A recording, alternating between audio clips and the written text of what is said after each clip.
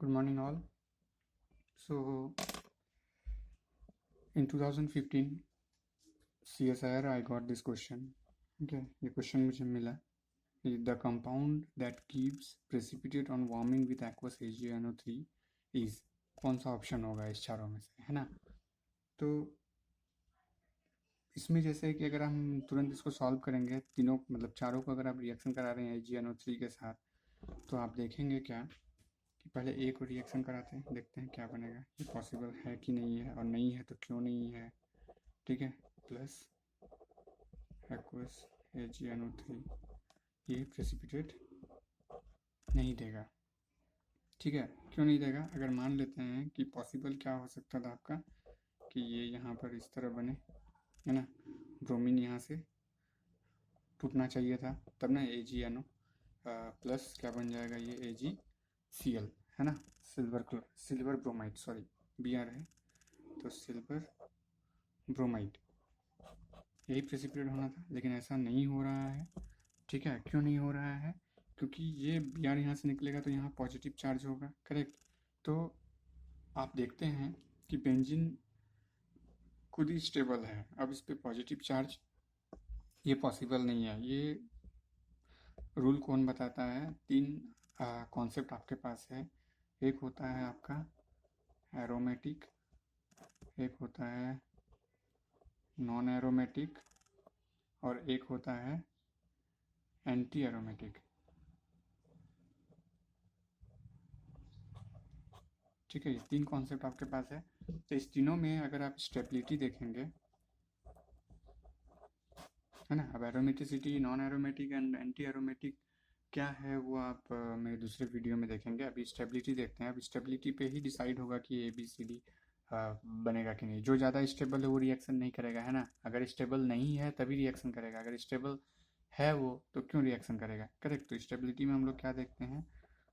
Aromatic ज़्यादा stable है, then anti aromatic, then non aromatic. Correct. ठीक है, ये स्टेबिलिटी, सॉरी एंटी एरोमेटिक नहीं होगा, यहाँ पे नॉन एरोमेटिक होगा. ये एंटी एरोमेटिक होगा क्योंकि एंटी एरोमेटिक है, ये सबसे अनस्टेबल होता है ना. स्टेबिलिटी में एरोमेटिक सबसे ज़्यादा स्टेबल होता है, then non aromatic, then anti aromatic. क्यों? क्योंकि एंटी एरोमेटिक है जो सबसे ज़्यादा एनर्जी, हाई एनर्जेटिक होता है ना. उसके बाद ये थोड़ा सा मॉडरेट एनर्जी होता है इसमें. ठीक है, और इसमें क्या होता है? सबसे लीस्ट एनर्जी होता है. तो जो सबसे लीस्ट एनर्जी है आप देखते हैं वो वही पे बना हुआ रहता है. हर कोई चाहता है कि वो लीस्ट एनर्जी स्टेबल में जाए ताकि वो स्टेबल रह सके, है ना. स्टेबिलिटी का मतलब ही है लीस्ट एनर्जी. तो आप देखें aromatic, non aromatic, then anti aromatic. तो हम सब में देखेंगे अगर ये ऑलरेडी एरोमेटिक है आपका. करेक्ट. अब ये यहाँ से यहाँ जा रहा है, ये क्यों चेंज होगा अपना, है ना, क्योंकि एरोमेटिक है, ये चेंज नहीं होगा. तो आपका क्वेश्चन ए नहीं होगा आंसर. अब चलिए बी देखते हैं. बी भी वही केस है, एरोमेटिक है. ठीक है, तो ये रिएक्शन भी आपका एक्वस AgNO3 के साथ नहीं जाएगा. सी देखते हैं क्योंकि ये भी एरोमेटिक है, क्यों अपना आपको चेंज करेगा. सी में देखते हैं क्या है आपका, ये आपका है 2, है ना, 2 और 2 4. सो आप एक चीज़ जान लीजिए, एरोमेटिक में क्या है, ये साइक्लिक होना चाहिए, है ना, ये प्लेनार होना चाहिए. ठीक है, इसमें 4n+2 पाई इलेक्ट्रॉन होना चाहिए. करेक्ट. और नॉन एरोमेटिक में कुछ भी रहे, अगर ये साइक्लिक नहीं है तो नॉन एरोमेटिक हो गया, या फिर 4n+2 पाई इलेक्ट्रॉन नहीं है तो नॉन एरोमेटिक हो गया. नॉन एरोमेटिक बाकी सब है एरोमेटिक के अलावा. करेक्ट. और एंटी एरोमेटिक क्या है? ये साइक्लिक भी होगा, है ना, इसको होना है साइक्लिक, ये प्लेनार भी होगा, और इसमें 4n इलेक्ट्रॉन रहेगा, 4n पाई इलेक्ट्रॉन रहेगा, है ना, 4n+2 पाई इलेक्ट्रॉन नहीं रहेगा. करेक्ट. और एक चीज़, दोनों में जो है आपका कंजुगेशन होना चाहिए, है ना, एक्सटेंडेड कंजुगेशन जिसको बोलते हैं, एक्सटेंडेड कंजुगेशन इसमें भी होना चाहिए, एक्सटेंडेड कंजुगेशन. करेक्ट. दोनों में एक्सटेंडेड कंजुगेशन होना चाहिए. करेक्ट. और नॉन एरोमेटिक में ऐसा कुछ नहीं होता है। अगर वो मान लेते हैं 4n+ पाई इलेक्ट्रॉन भी है, अगर वो प्लेनार नहीं है तो नॉन एरोमेटिक है। लेकिन एंटी एरोमेटिक और एरोमेटिक के लिए एक्सटेंडेड कंजुगेशन होना चाहिए, साइक्लिक होना चाहिए और प्लेनार होना चाहिए, करेक्ट। तो अब इसको देखते हैं, इसको एक्वस AgNO3 के साथ रिएक्शन कराते हैं।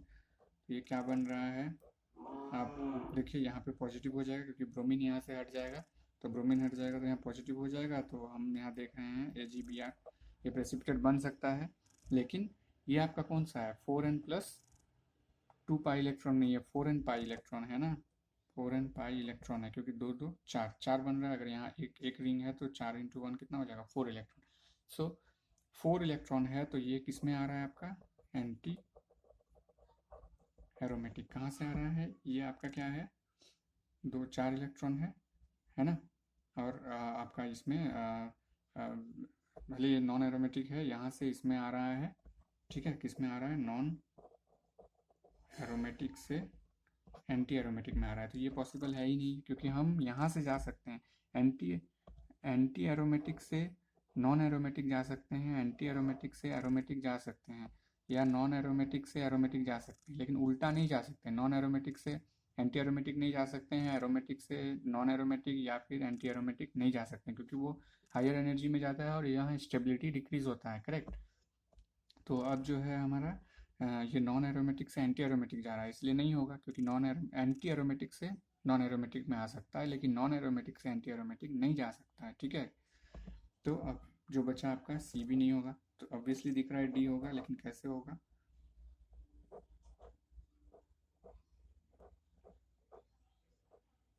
सॉरी, ये है आपका एक्वस AgNO3, करेक्ट। ये रिएक्शन होगा, अब देखिए क्या हो रहा है,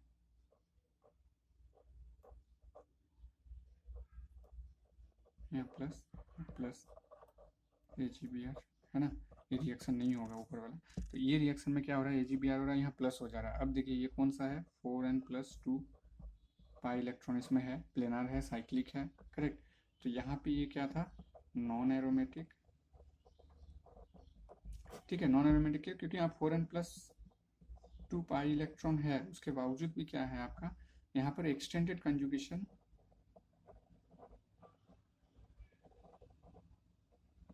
नहीं है।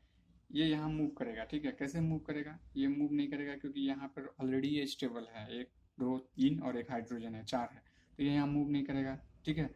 लेकिन अब क्या होगा इस केस में, यहाँ पॉजिटिव है तो इसको न्यूट्रल करने के लिए ये मूव होगा यहाँ पे, है ना। फिर यहाँ पॉजिटिव चार्ज हो जाएगा, फिर ये मूव होगा, फिर यहाँ पॉजिटिव चार्ज हो जाएगा, ये मूव होगा, फिर यहाँ पॉजिटिव होगा तो जो ये बॉन्ड है ये मूव होगा। तो ये क्या हो रहा है, एक्सटेंडेड कंजुगेशन यहाँ पे आ गया,